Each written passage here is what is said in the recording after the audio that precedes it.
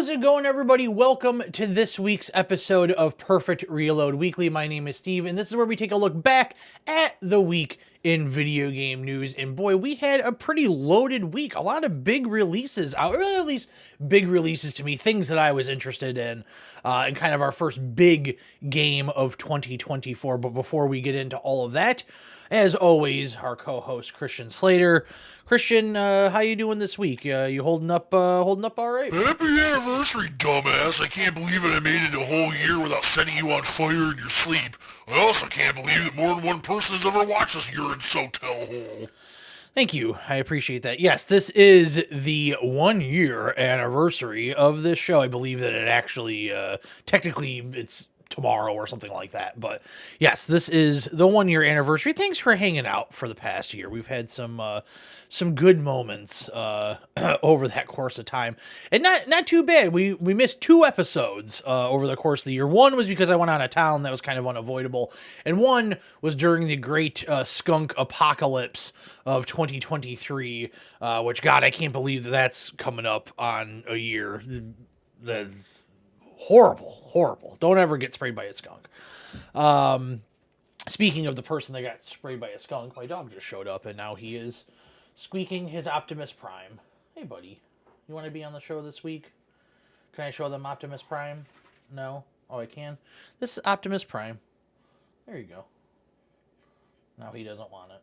There you go. So yeah, a loaded week with a ton of games happening.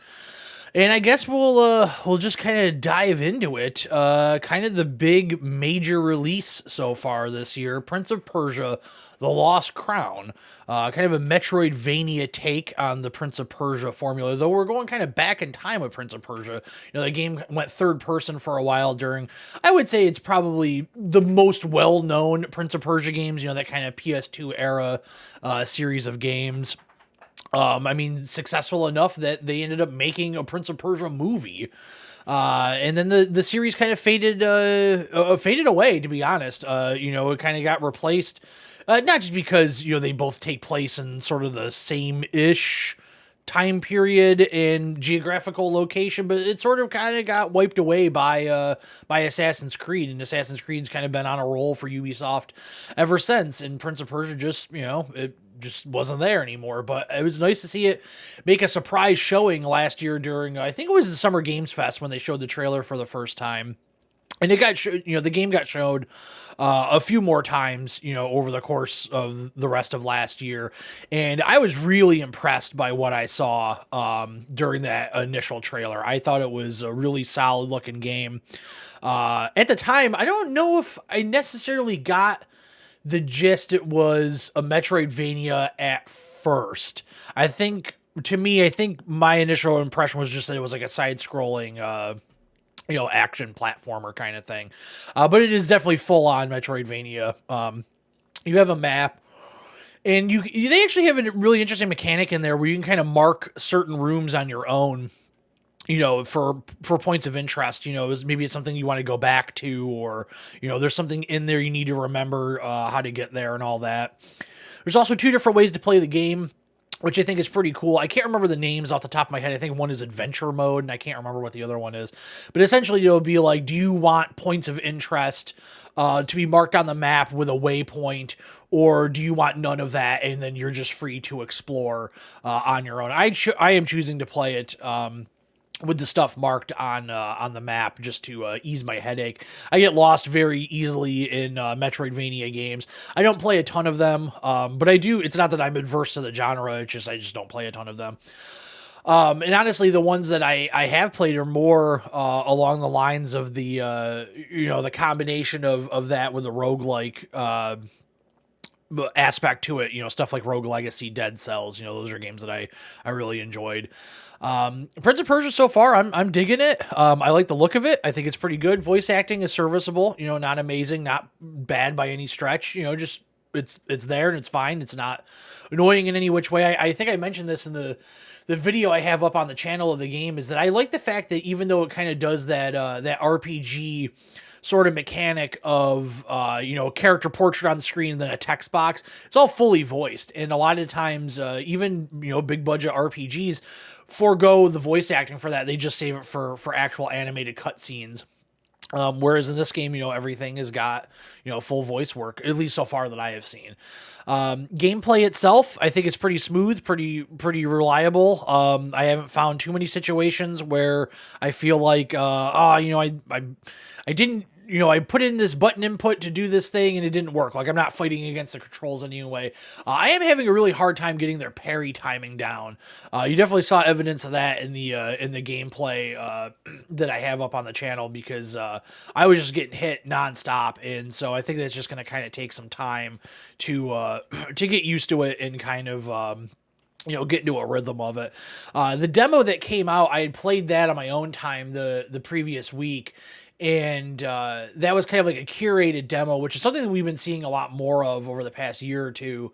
And it had some additional weapons that I haven't unlocked yet. So it is a little strange to be going through the same area, but without that bow and arrow. And it's possible that maybe I just missed it and I should have it by now. I'm not exactly positive. Where I left off playing the game, I was like, I don't know if I'm even supposed to be here. Like, I don't know if there's areas in the game that are like too high level, because you're not leveling up in the sense of like a numbered level or anything.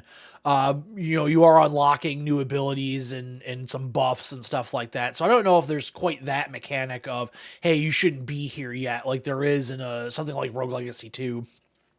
Just because that's kind of top of mind when I'm thinking of the last Metroidvania style game that I got super into. But yeah, I am really enjoying it so far. Initially I was going to purchase the game in full, just buy the retail version of the game.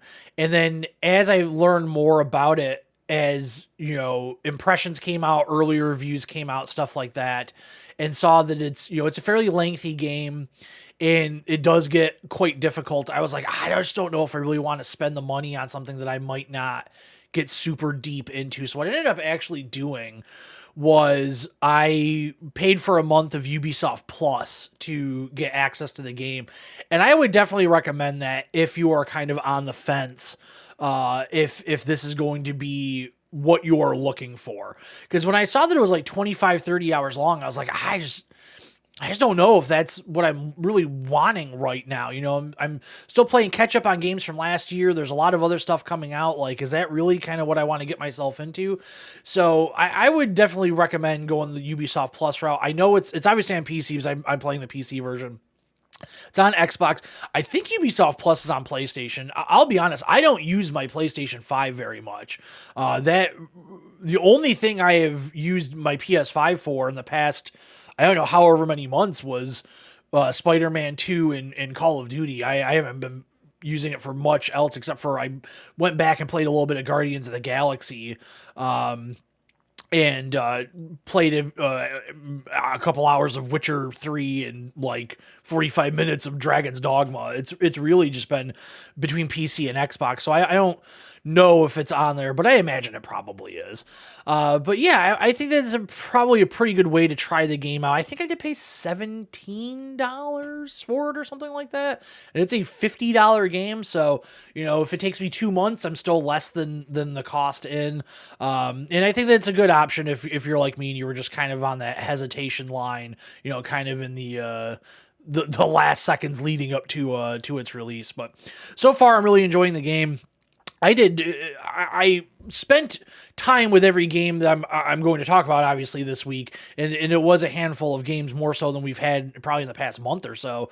But I was exceptionally busy this week, so I have not played much Prince of Persia since filming that video. It's on the docket to try and to get to this weekend. I'm actually having to film this show earlier than I typically do because I have a ton of work-related stuff I have to do this weekend.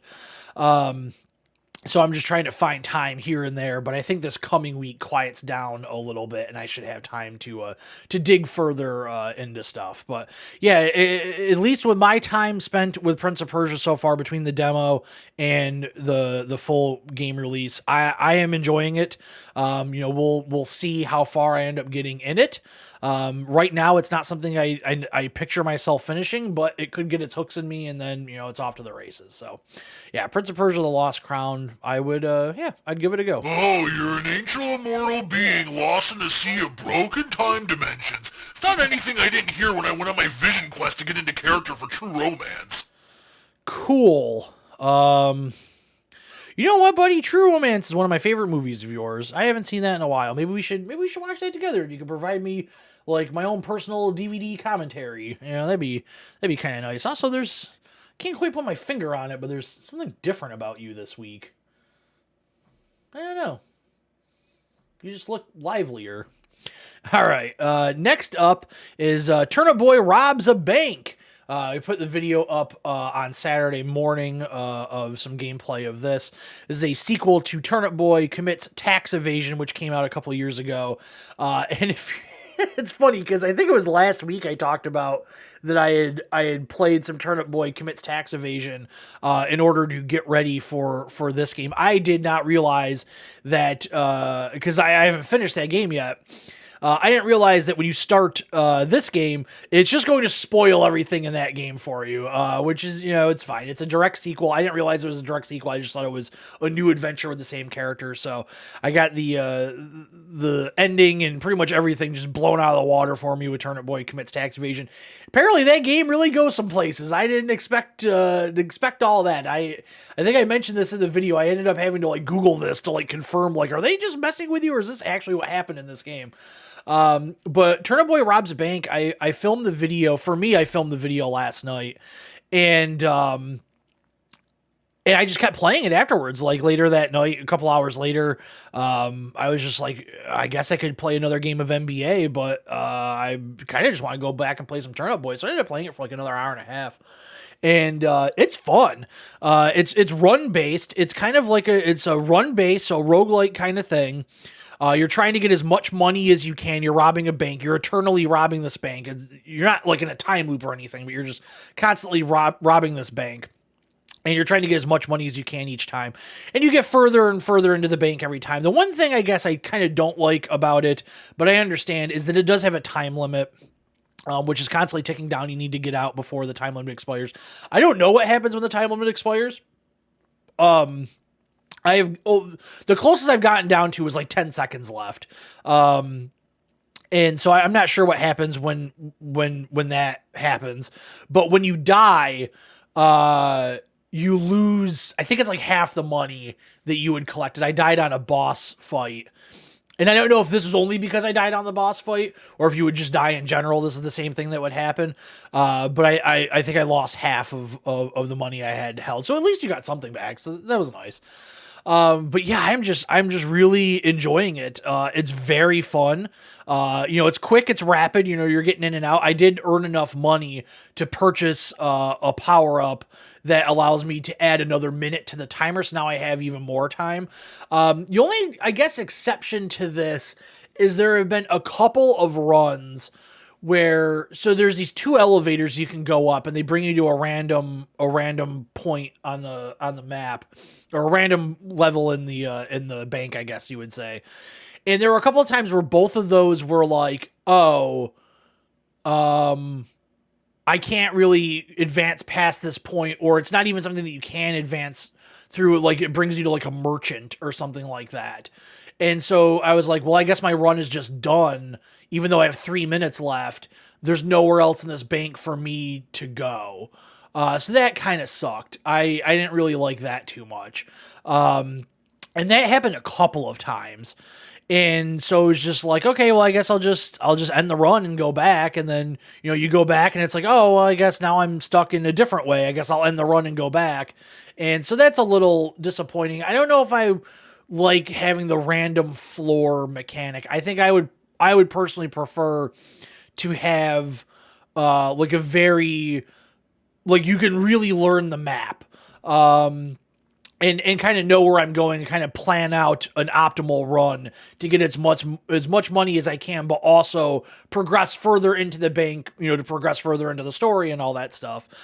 So I guess I would kind of prefer that. And then one of the other things was just kind of questionable to me, and maybe I just need to play the game more so it makes sense, is like, I finally beat the first boss, and you got like an access key, and I was like, okay, well, I remember where that door is with that key card that's needed, and I still have a couple minutes left. I can very easily go there and open it and see what's in there. So I go and do that, and then I'm just in this open area, and there's all these other doors, but the other doors require key cards as well. So it's like, oh, am I just like here too early and I just need to collect all these other key cards? Like, that just seems kind of like an odd thing, but I don't know, maybe it'll make sense in the larger scope of the story. So that, there's just kind of some oddball stuff in the game that you just kind of need to figure out and get used to. But in terms of actual gameplay, I'm really digging it.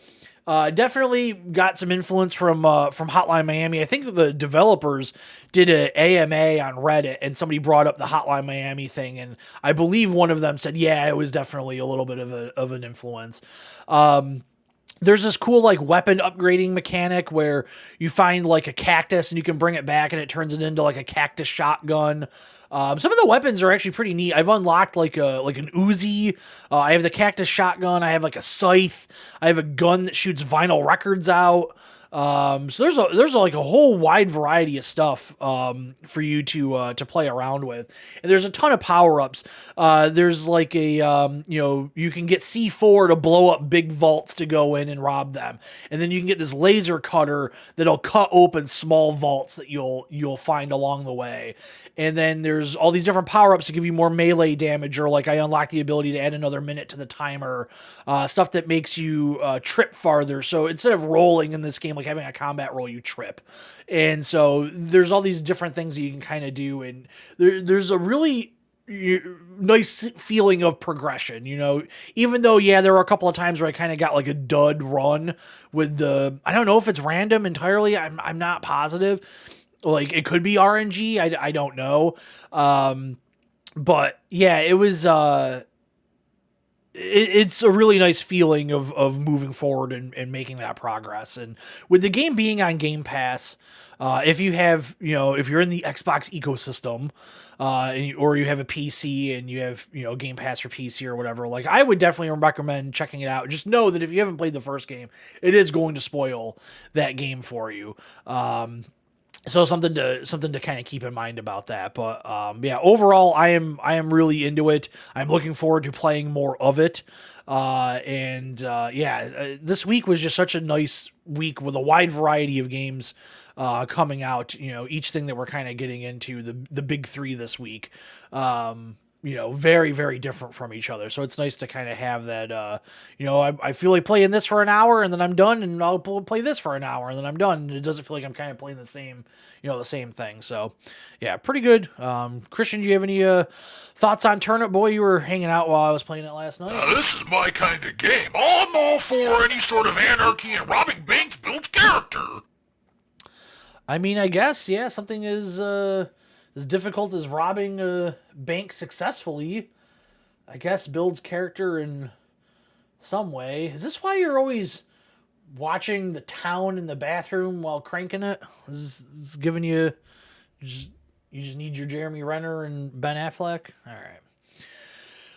And then the third kind of big release of the week was probably the one that I was looking forward to the most, and that is Home Safety Hotline. If you've been following along on the channel, last year I put up a look at the demo that came out during one of the Steam Next Fest events. And essentially what it is gameplay-wise, you're in a fake kind of Windows operating system, and you are working for a call center. So you have to take phone calls, you listen to these audio recordings, and there's text on the screen with a picture of the person calling. How they have their picture, I don't know. And then you have all of these, like basically like an encyclopedia of different things that could be wrong. Like somebody says, oh, I'm hearing scratching in the wall. You scroll down and be like, okay, you might have mice in the walls.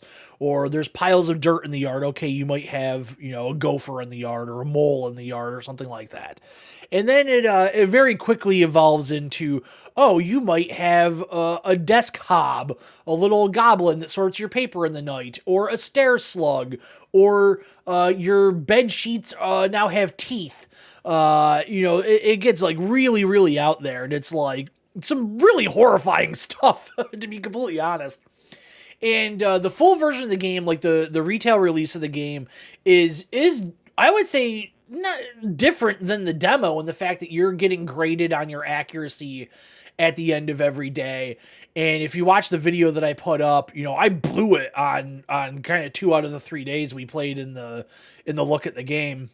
It gets to the point where you really need to start memorizing these encyclopedia entries, and you cannot look at them while you're on the phone. You have to wait for that phone call to be done, and then you need to go and look. And I believe I saw somewhere that there is an invisible timer ticking down. So you only have so much time. And then another thing that will end up happening is that like your internet will go out and you need to help people just from memory. And sometimes the calls come in so fast that you don't have a lot of time in between calls to read all of these things. So it can get a little hectic for sure. I assume it's going to be one of those games where you probably need to play it more than once. Like you're eventually probably going to fail your first time around and have to start over from a fresh save. And it's just be your personal knowledge carrying over along the way. But I really, really love what they've done. The look of it is fantastic. The voice acting is definitely on point. I mentioned this in the video that I want to talk to whoever made this game and find out how much of an influence Longmont Potion Castle was onto them. And if you don't know who Longmont Potion Castle is, he is a legendary prank phone caller out of Colorado. And he is like this mythical entity. Nobody really knows who he is, although eventually they made a documentary. This guy was able to meet him. His like face has never been shown. They still don't show his face in the documentary. You just kind of see him from behind or to the side or whatever. And his phone calls are like the audio equivalent of a Salvador Dali painting. I mean, it is just straight madness. One of my all-time favorite ones is when he gets 4 different Radio Shack stores on a conference call with each other, but they don't really understand what's going on, and they just kind of keep trying to help each other. It is like so over the top. The time he prank phone called the American Army and told him he was shaved and ready for battle from the jungles of Namabutu, and he's going to fight the army on his own. He prank phone calls a GameStop and complains that his Halo game that he bought, every time he kills something, the score just says O. He's just like, my score just says O at the top of the screen, and the guy in the line at GameStop is like, the game doesn't even have a score, you're an idiot. And he just like doesn't even realize that the guy is just fucking with him. But there are so many legendary prank phone calls, and there are definitely times in this game where it's just like, okay, they obviously have at least been aware of Longmont Potion Castle. He has a very specific style of prank phone calls, where he uses like guitar pedals and looper effects and all this crazy shit. And there's definitely a lot of that. Not a lot of it, but it's in the game. But Home Safety Hotline is definitely, it's my favorite thing that I have played so far this year out of the very limited amount of games that I have played that have released since the first of the month. And I am eagerly awaiting playing more of it. I should have time soon to jump back into it, because I had to stop so I could play, Prince of Persia and Turnip Boy and all that stuff. And it is a very unique game. I highly recommend it. It's on Steam. I don't remember how much it was, 15 maybe, something like that. It might even have one of those like new release discounts on Steam as well, so maybe it's 12 or 13 or something like that. But check out the video that I have on the channel to give you an idea. I don't play super long because I don't want to. The whole thing with me doing the gameplay on the channel is not for full gameplay throughs or anything like that. It's just to give you an idea of what this game is like, so you can make a more informed purchasing decision. So I tend not to go super deep into games, because if you are going to buy the game based on my recommendation or my playing of the game and seeing something that you like I don't want to ruin it for you. So we only play a few days worth of time in Home Safety Hotline, and but I think it's more than enough to definitely give you an idea of what's going on in this world. But yeah, it is definitely unique. It is right up my alley. It's a very specific level of weird that I like in my entertainment. So yeah, it's going to be a memorable game this year for sure. I'm positive of that. You're on your own with this one. I don't need to learn about stair slugs and shapeshifters sorting them through my paperwork at night. Daddy likes to keep his secrets. I know you like to keep your secrets. That is it for the new releases this week, but I did get to something else. So there was a trailer that came out for Frostpunk 2, and Frostpunk the First was a game that I always kind of wanted to try out, especially because I like City Builder so much, but I just never got around to playing it. And I honestly thought that I owned it. I figured I had probably along the way, back when I was subscribing to the Humble Bundle stuff, I figured I probably had acquired it at some point, but apparently I did not. But it is on Game Pass, so I decided to download Frostpunk and mess around with it. I did not play much of it. I was playing it last night, but I was very, very tired. I had a long day yesterday. I had a long week. So I was kind of at my... energy level was very much tapering off when I was playing it, but I really like what they do. I think it is a visually striking city builder. I love having the central furnace mechanic where everything needs to tie in, and this whole thing of being able to heat people and keep people healthy with medical tents and all this stuff. Like, I really like what it's doing, and I definitely want to play more of it because I want to be ready for Frostpunk 2. Frostpunk 2's trailer kind of sold me pretty good on that, so I am looking forward to that. I have it on my list of anticipated games for this year, so I want to at least familiarize myself with the first one. I don't know how deep in I will get, but I certainly did not satiate that itch that is in the back of my head by just the limited amount of time. I probably played it for an hour last night. I really want to dig into it more. I ended up playing the console version of it simply because I had spent so much time in my office that I just didn't feel like sitting at my desk anymore, and so I just downloaded the console version on Xbox. It's a little clunky, definitely, but I also think that once I kind of learn where the shortcuts are and all that stuff, like I'll probably get used to it. But there are definitely, the feeling was pretty strong throughout my time with it. It was just like, man, this would be a little bit easier with a mouse. But maybe I'll jump over to the PC version as well. But between Baldur's Gate 3, getting used to that with the controller thing, I'm getting a little bit more comfortable with genres that I would traditionally say need to be played with a mouse and keyboard. I never, with the exception of Civilization Revolution, which was designed with a controller, doesn't exist in any other format. Like, stuff like that, like, I could not imagine playing with a controller. I know that there are console versions of Civ games and console versions of other, RTS games, turn-based games, or whatever, but it's still just a genre that in my mind is like, this has to be done with a mouse and keyboard. But I think that, Frostpunk definitely does not seem like it was just taped on with half-torn scotch tape like Dune Spice Wars was. My God, that game was not designed to be on consoles at all. I have no idea why there is a version of that on consoles. It makes zero sense. You can't read anything on that screen because they didn't make the text big enough to understand that you're gonna be playing on a television 6 to 10 feet away from it. And even Frostpunk, their text needs to be a little bit bigger. I was kind of like, what the hell? Ice? Oh, everybody's cold. I can't even read what's going on. So if you're gonna make a console version of a strategy game, make your fucking text bigger, or at the very least, give me like a slider, like Baldur's Gate does. Give me a slider, I can make it bigger. If I'm 10 feet away from the TV, it's not trying to take a or a vision test here. I don't need to be closing my eyes going, number 2 is better, I think, but number 1 I think is the same. It's just, I don't know, maybe that's just a personal pet peeve, but it bothers me to no end. But beyond that, I did not get to Pal World. That's kind of the big game that everybody's been talking about. It's kind of the surprise hit this week. I just didn't have time. I have it installed. I just didn't have time to get to it. So I'm going to play it this week, and we'll talk about it next week. But yeah, Pal World is. I'm interested in it. It's on Game Pass, so there's no risk for me to at least check it out. So we'll have that to talk about next week, because I don't think there is a big release this coming week. Oh no, Friday is Like a Dragon Gaiden, and I'm hoping that I'll be able to get to it. This week may end up. This week is supposed to be less busy for me, but we shall see. But yeah, that's going to do it for the game side of things, and we will be back in just a moment with the news.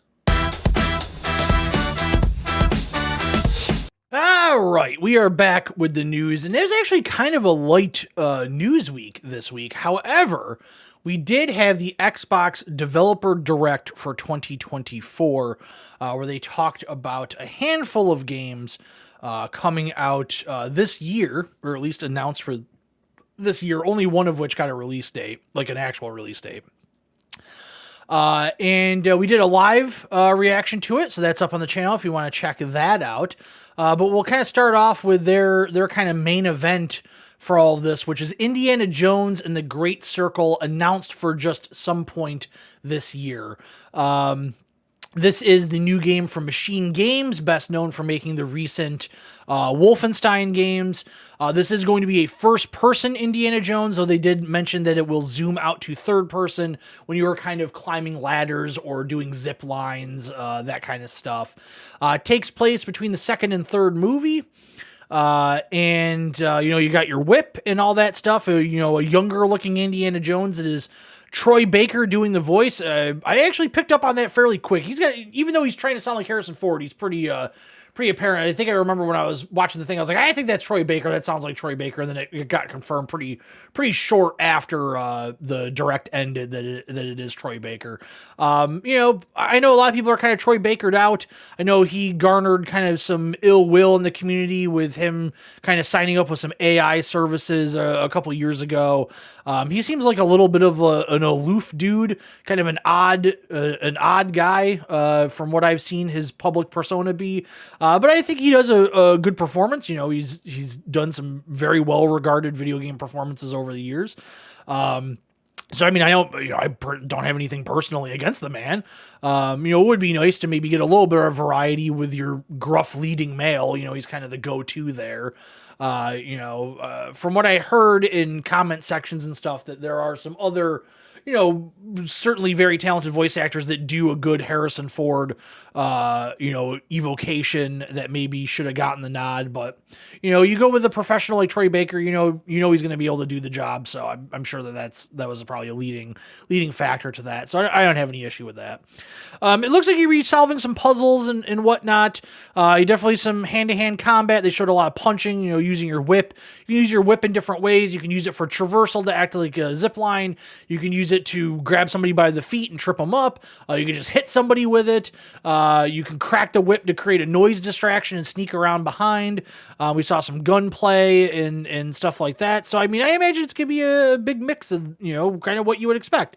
It's going to be like an Uncharted, where there are sections where you're mowing down bad guys, either with your fists or some type of weaponry.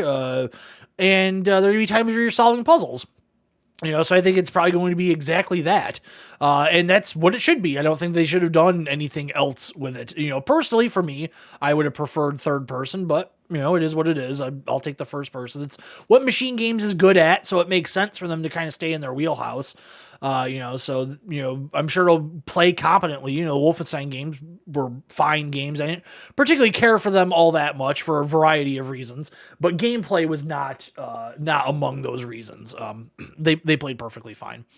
I think this is going to be kind of Xbox's. I think this is probably they're pushing this as their big game for this year.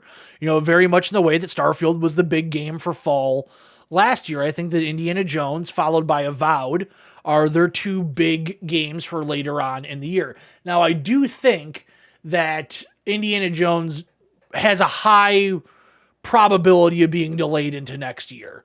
Them not giving a time frame, just saying out this year, whereas the other stuff we got said out this summer, out this fall, et cetera, et cetera. I think that there is a pretty decent chance that they push it back. That being said, if we get a whole dog and pony show at summertime with them, going all out with trailers and all that stuff at their showcase, then yeah, the likelihood of it coming out this year is probably a lot higher. Or they use that as an opportunity to say like, hey, we tried to hit 2024, but we can't. It'll be out spring 2025. That's certainly a possibility. But from what I saw was it looked good. The animation seemed solid. It seems like they're definitely far in production in the game. It definitely didn't look like we were seeing, an alpha build of the game or anything. It looked pretty put together. Music was good. Sound effects sounded nice. Voice acting was very solid from the characters that we heard from. They kind of showcased Indiana Jones' female counterpart. They showcased the kind of the lead villain, and then kind of the mysterious villain, which is played by Tony Todd. So I think that they've done a decent job of kind of setting up that story with even just the little bits and pieces that they gave us. I think it was enough to kind of build a little bit of interest and like, oh, okay, what's going on in this thing? Obviously, Indiana Jones fans are going to be pretty excited for it. I think people that like stuff like Uncharted, that mix of puzzle solving and combat, same with Tomb Raider fans, I think they will be interested in it. And the fact that it's going to be on Game Pass is going to give it even a wider audience. So I could see it end up being a pretty big success for Microsoft this year. And the stuff that they showed off, they ended up showing off 5 games. They snuck a hidden 5th game into the presentation. That game, which we'll get to in a moment, is not Xbox exclusive. Everything else is. If this is their slate for 2024, these 4 games, I think that's a very good, solid 2024 for Xbox. I'm sure they will probably have other stuff along the way, but this seems like the big games, the games that they are kind of putting their marketing push behind for the year. And I think that's enough. I think it's enough. I think it's a very good, solid year. Maybe we get Fable this year. I don't think so. I think that's still a ways away. South of Midnight is probably still a ways away, but I could see that sneaking in because we just saw a very simple CG trailer for it, and maybe that is a smaller in scope kind of project, and that does come out this year. And, Outer Worlds 2 is obviously a ways away because Avowed is coming out first. So a lot of the stuff that they've kind of talked about over the past year or so that are exclusive to the system, I don't think a lot of those are 2024. I think if they were, we would have saw them in this presentation. I think that, this is kind of what we're getting from Microsoft in 2024, which is perfectly fine. I am of the opinion, and I have said this before, that I think 2024 is going to be a slower, smaller year than last year. Last year was arguably the greatest year in video games of all time. Of course, this year isn't going to compare to it like that. That's not to say that it can't release, this year won't have games that are just as good as the games from last year. But really think about what came out last year. There are 10 games that could have been Game of the Year any other year, right? So I don't think it's I don't think it's a big shock that this year is going to be a little bit different. But yeah, let's move on to the next game, Visions of Mana. We saw this at the Game Awards. They did a nice little presentation. Some interviews with people at Square Enix that are working on the game. Talked about the monster design and stuff like that. This game isn't necessarily for me. It is going to be out on other platforms as well, so it's not an exclusive, but it is, Microsoft's always been trying to get a deeper foothold in the Japanese market, so I think them showcasing, a game out of Japan like this, out of one of the biggest studios in Japan in Square Enix, makes sense. Them willing to give spotlight to this in what was supposed to be or not supposed to be, but shown to be an Xbox only, like an Xbox exclusive event, I think is a nice kind of way to say like, hey, even though this is coming out on other stuff, we still think of it as an important part of Xbox's year for this year. And so I think that was good. If you're a fan of this game, I'm sure this probably showed really well. I saw people talking online that they are just super pumped for this game to come out. The Mana series has always been highly regarded. It kind of got kickstarted again with the re-releases and the new game, probably within the past 5-6 years. Maybe it's even longer than that. Every time has come to a halt for me, but I remember Secret of Mana when I was a kid, and Tales of Mana and all that stuff, along the way. So I mean, if this was coming out on Game Pass, which I don't believe it is, if it was, I'd give it a shot, but I don't think I'm going to go out of my way to pick it up.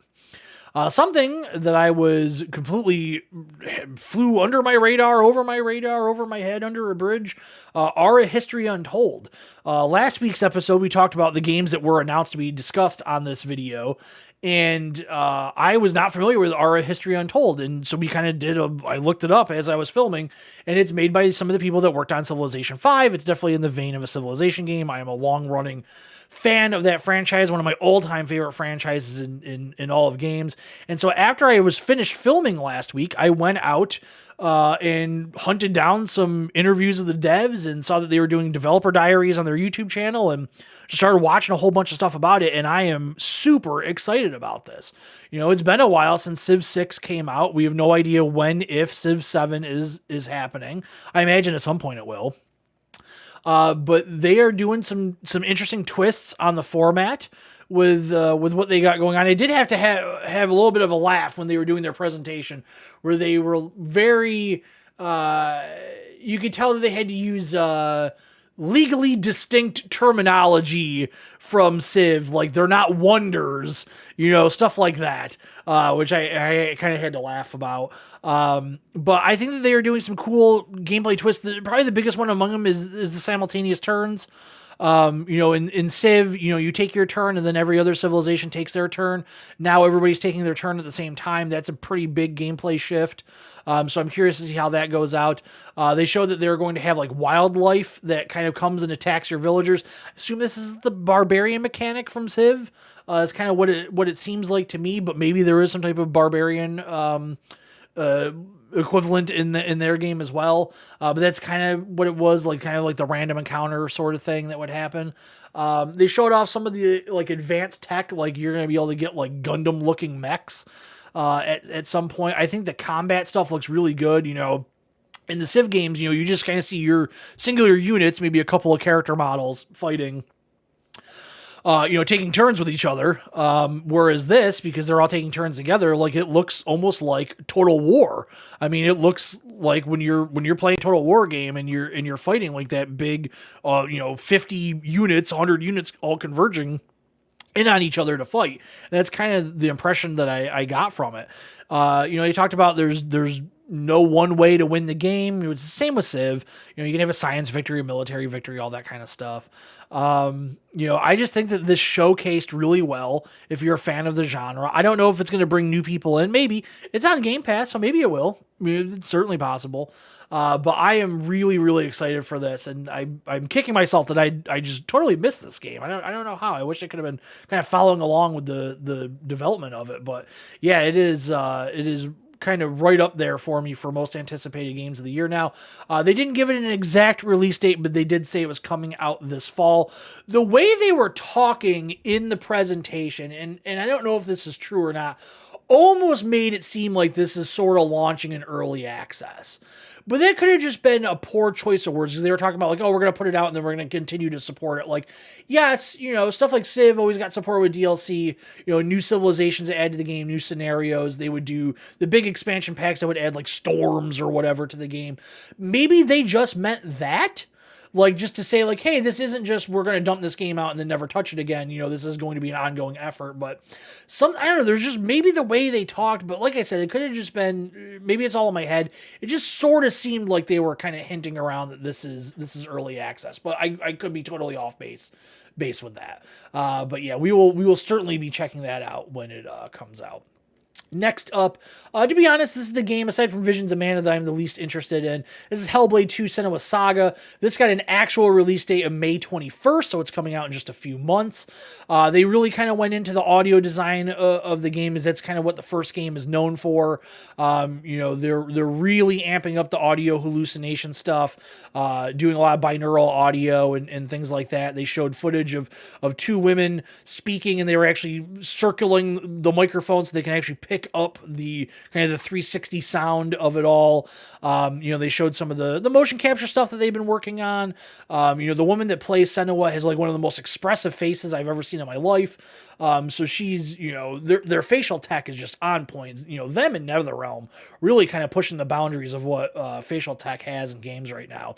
So it's going to be an amazing looking game. They did say that they are kind of making some gameplay improvements. That was the reason why I didn't really get into the first game, was I just didn't particularly care for the gameplay. So maybe if they address some of that stuff, it'll get me to go in. It's on Game Pass, so I'm going to check it out. I'm just not super interested in it. I gave it my all with the first game. I tried it more than once, and I just couldn't get into it, but it really was because the gameplay. I thought the story was interesting. It looked great. Music was good. Everything that you would want, and it's just that gameplay, and that's just, that's the most important thing. Graphics are not important. Audio is pretty important. But, it's gameplay. If the game doesn't play good, I don't care how nice it looks or, whatever it may be, like, I got to be able to enjoy, my actual hands-on time with the game in order for me to kind of get invested and move forward with it. And that just didn't happen with the first game. But, they are really going all in on this one. You could tell that Microsoft really views this as an important IP for them. They've really been promoting it a lot. We saw the big kind of focus on it at the Game Awards with the live musical performance. They're really kind of putting the hype train behind Hellblade 2, and it's their big game for the first half of the year. It's coming out in May. I'm sure that they're going to love being able to tout its success at their summer press conference. And I hope the game does really well for them. They are really trying to do something cool and different with this, and I hope everything goes well. So the last thing that they showed is one of my most anticipated games is Avowed, the new game from Obsidian. This is their kind of take on the Skyrim side of things, a fantasy game. They showed off some dialogue option stuff that's going to be pretty cool to mess around with, I think. Showed off more of the character side of things, the world side of things, talked about some of the locations you're going to go to. I saw a lot of people kind of being a little bit down on this. My only real kind of downer thing for it was I thought some of the lighting in the world looked kind of flat, but that could be fixed, that could be addressed, and maybe it's just that particular area or whatever. I wasn't super into the art style. They kept talking about like how amazing their art style was, and just for me, I was like, I know, it looks fine. It's got glowing mushrooms. 9 million RPGs have glowing mushrooms. It didn't really like blow me away or anything. But that's not why I'm going to Obsidian games. I'm going to Obsidian games for I like the way that they play. I think they make well-playing games, and I like their stories. I think they're good storytellers, and that's kind of what I want to get lost in. I am much more willing to play a first-person RPG like this, where I wasn't just a few years ago. It really was Outer Worlds that got me to be interested in that genre and that style of playing games. And since then, I've played Cyberpunk and Starfield and a handful of other stuff. And so yeah, I'm all in on this now. Whereas it was just a few years ago, I wouldn't touch one of these games really. And so I am very, very excited for it. I hope it's a good game.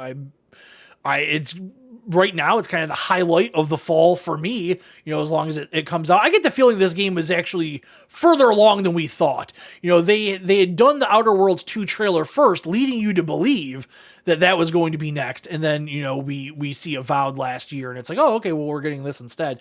And every time I see the game, it looks more and more polished and more ready to come out. So I have to imagine that this is aside from Hellblade that has like an actual release date and is coming out pretty shortly, I would say that this probably has the least likely chance of being delayed. This looks like they are ready to go on this thing. So yeah, I am excited and I'm looking forward to diving into it. So yeah, that kind of wraps up the Xbox Developer Direct for this year. Like I said, if you did want to catch a look at it, I do have that full live reaction to it up on the channel. Moving on, we are going to talk a little bit about Ubisoft Plus, which is actually kind of serendipitous because I have a Ubisoft Plus subscription for Prince of Persia for at least the next month. I had a subscription to it briefly a little while ago. I got it to try out Watch Dogs Legion, and at the time my PC could not run Watch Dogs Legion, so I ended up just letting the subscription expire and I didn't do anything else with it. So I don't really have a lot of experience with Ubisoft Plus. And to be honest, with the exception of downloading Prince of Persia and using it to launch it, I haven't really explored the software to see what's out there. I know that it has all the Assassin's Creed and the stuff that would be more, maybe my style would be like the Anno games, like Anno 1800 and stuff like that. There is because I am subscribing to their nicer version of it or whatever that gets you like the day one releases, I think I can also just link it to my Xbox and have it over on my Xbox. So maybe I'll try that out. Maybe I'll download a game or two to kind of mess around with. But they had some statements coming out from Philippe Tremblay from Ubisoft, and he is the direction of subscriptions. So this is part of a rebrand. So Ubisoft Plus Premium, which is available on PC, Xbox, and Luna, which is a monthly fee of $17.99, includes day one access to new releases, a large back catalog of titles and DLC, early access to selected games, and more, etc., etc. This is what I ended up subscribing to.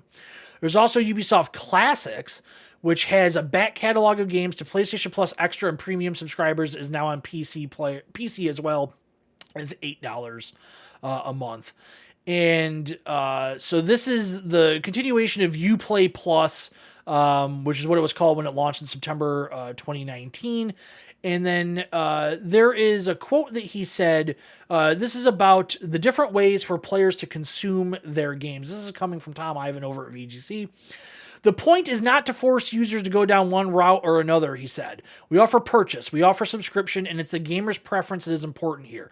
We are seeing some people who buy choosing to subscribe now, but it all works. I don't have a crystal ball, but when you look at the different subscription services that are out there, we've had a rapid expansion over the last couple of years, but it's still relatively small compared to the other models. I'm assuming he's talking about PlayStation Plus and Game Pass. One of the things we saw is that gamers are used to a little bit like DVD, having and owning their games. And this is the quote that's getting tossed around the media right now. That's the consumer shift that needs to happen. They got comfortable not owning their CD or DVD collection. That's a transformation that's been a bit slower to happen in games. As gamers grow comfortable in that aspect, you don't lose your progress. If you resume your game at another time, your progress file is still there. That's not been deleted. You don't lose what you've built in the game or your engagement with the game, so it's about feeling comfortable with not owning your game. I still have 2 boxes of DVDs. I definitely understand the gamer's perspective with that, but as in people embrace that model, they will see these games will exist, the service will continue, and you'll be able to access them when you feel like. That's reassuring. Streaming is also a thing that works really well with subscriptions, so you pay when you need it as opposed to paying all the time.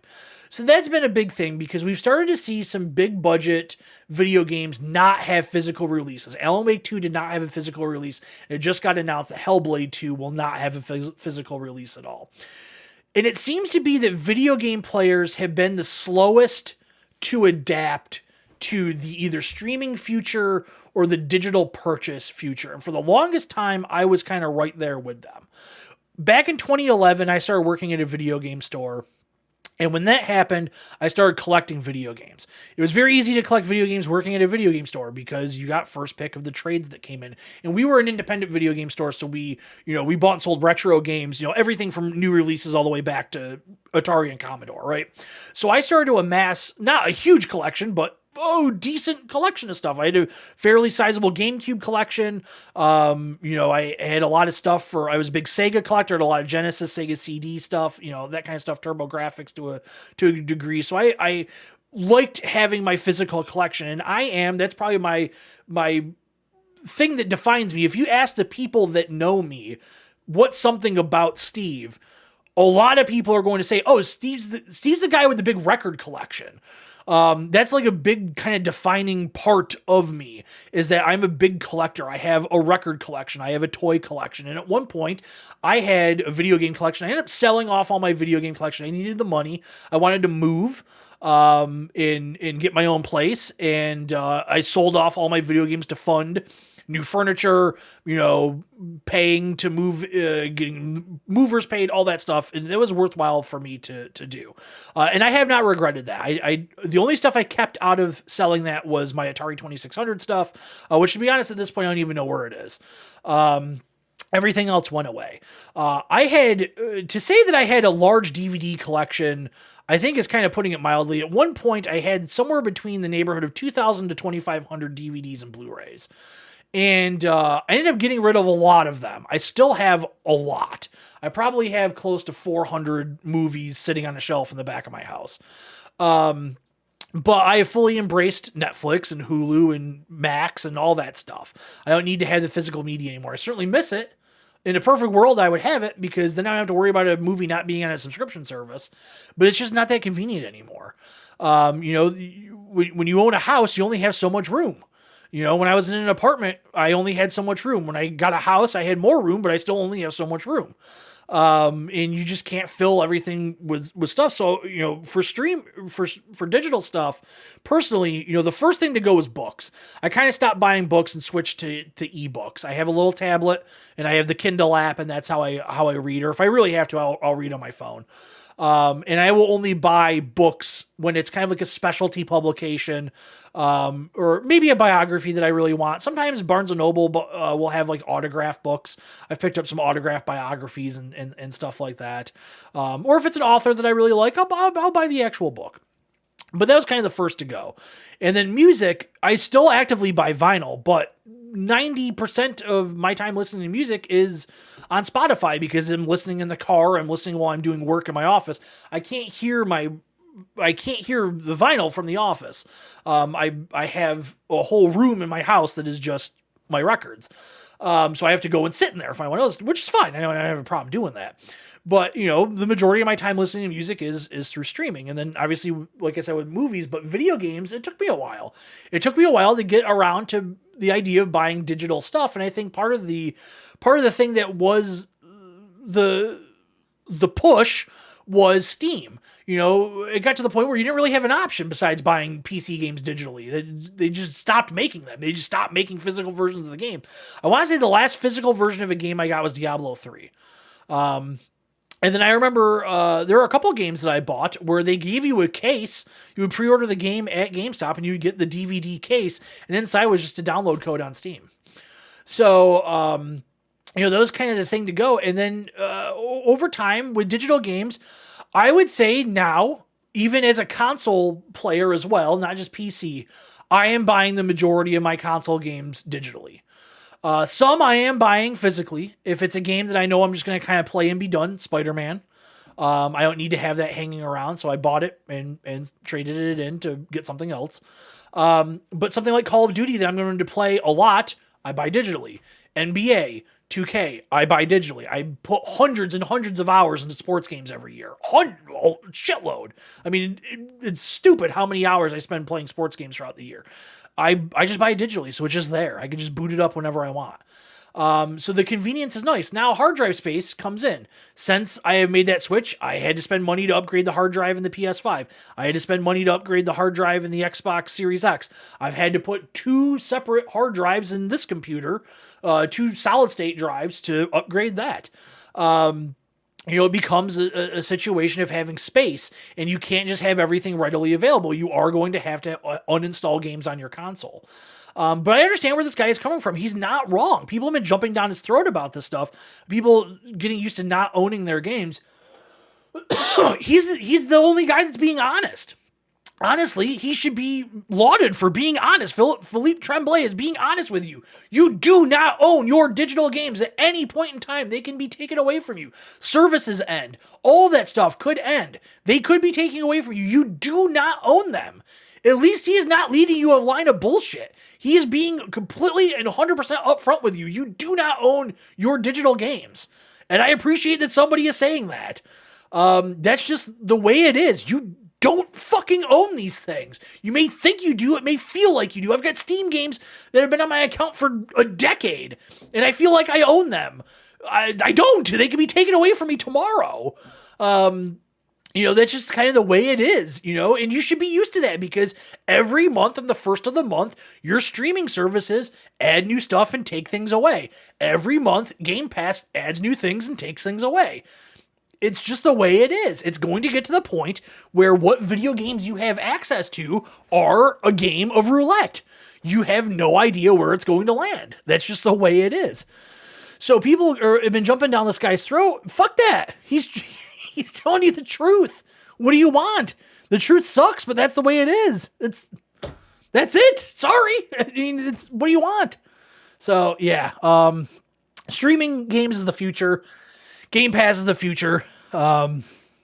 Digital ownership is the future. More and more high-profile games are not getting physical releases. That's just the way it is. Get used to it. Just get on board.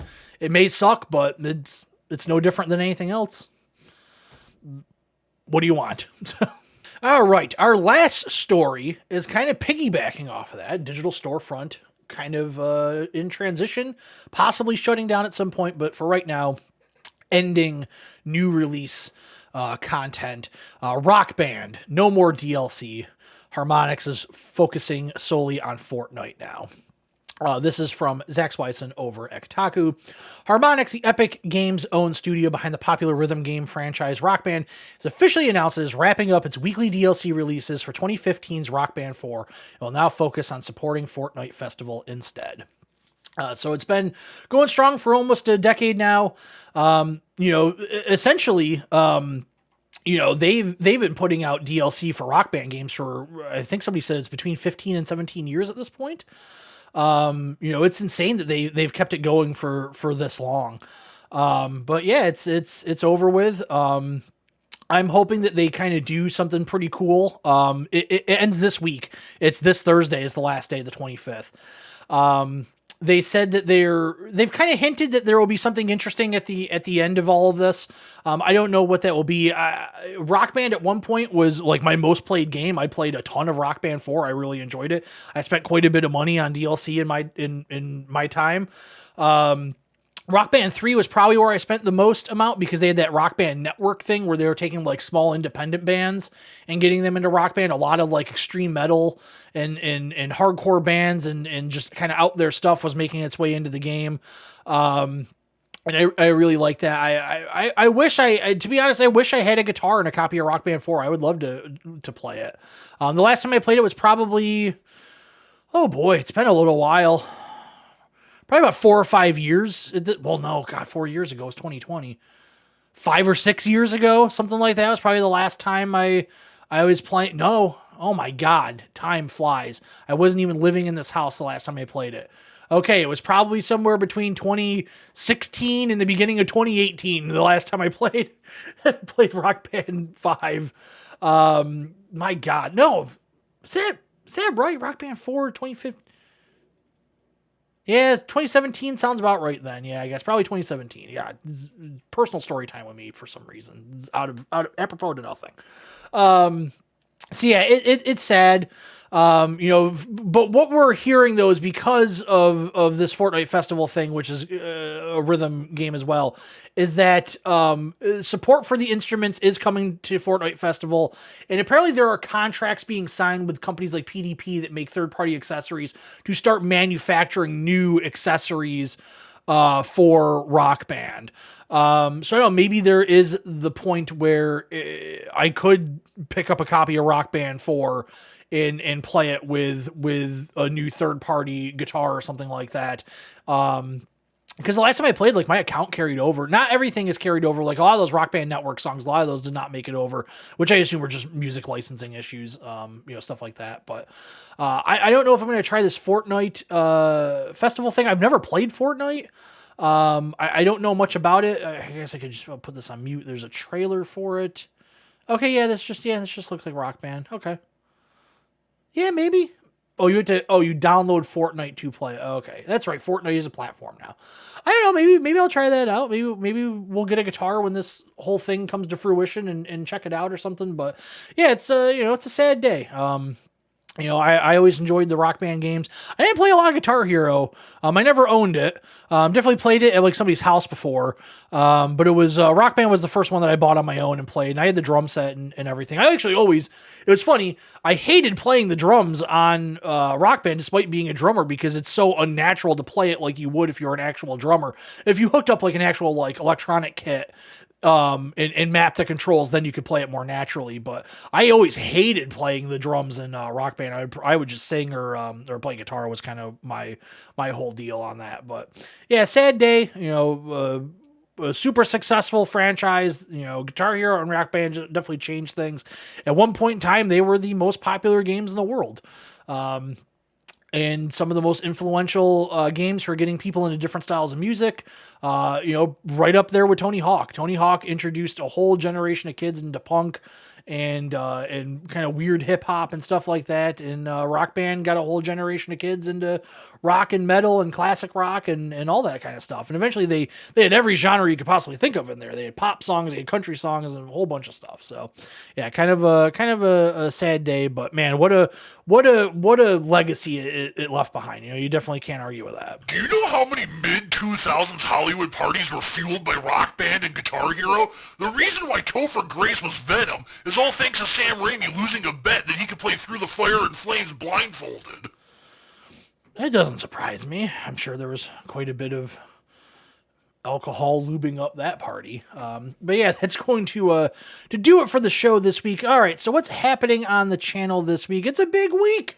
It's the first episode of Video Game Sludge of 2024. So on Wednesday morning, you will get the first animated video of the year, where you get to hang out with the fine folks over at the Home Gaming Network as they celebrate the 47th anniversary of the Atari 2600. So I hope you check it out. I hope you enjoy it. It is definitely the most different video that I have done with this style. It was the most complicated by far. I'm happy with the results. I'm happy with the way it came out, and I hope you enjoy it. To give you an update on that series, you know, I had said that I wanted to commit to 6 episodes of Video Game Sludge this year, which that's not changing. Well, I guess it is, because I kind of made a decision that you know, I have some ideas of things that I want to do, but they aren't in that animated style, but would still fit kind of what I want to accomplish with that. So I think what we're going to end up seeing this year is maybe more than 6 videos, but not all of them are going to be animated. But they are all going to be kind of the same style, just done in different art forms, if you will. I am looking at investing in, I won't spoil it, but maybe some sort of live action. I don't know. I don't know how you would classify that, but I think you're going to end up getting more than 6 videos. Already working on 2 others, and neither of which are animated. So yeah, that's going to be a good thing. And then later in the week, if I have the time, I would like to get to the new Like a Dragon Infinite Wealth. If I do, that video would go up on Saturday, I think, because the game comes out on Friday. So we'll see how that all shakes out. But yeah, I think that's probably going to do it for me. Christian, do you have anything to say to the fine folks before we head out? I have a guy coming by the house when you're gone tomorrow. Nothing serious, he's just taking some measurements. Nothing you need to concern yourself with at all. All right. Well, I guess I will stay home tomorrow. But yeah, real quick before we go, like I said at the top of the show, this is the 1-year anniversary of Perfect Real Weekly. Thank you so much for checking out the show every week. I greatly appreciate it. I think we're going to have a very fun 2024. And yeah, look forward to hanging out all year long. But that's going to do it, and I'll see you again real soon.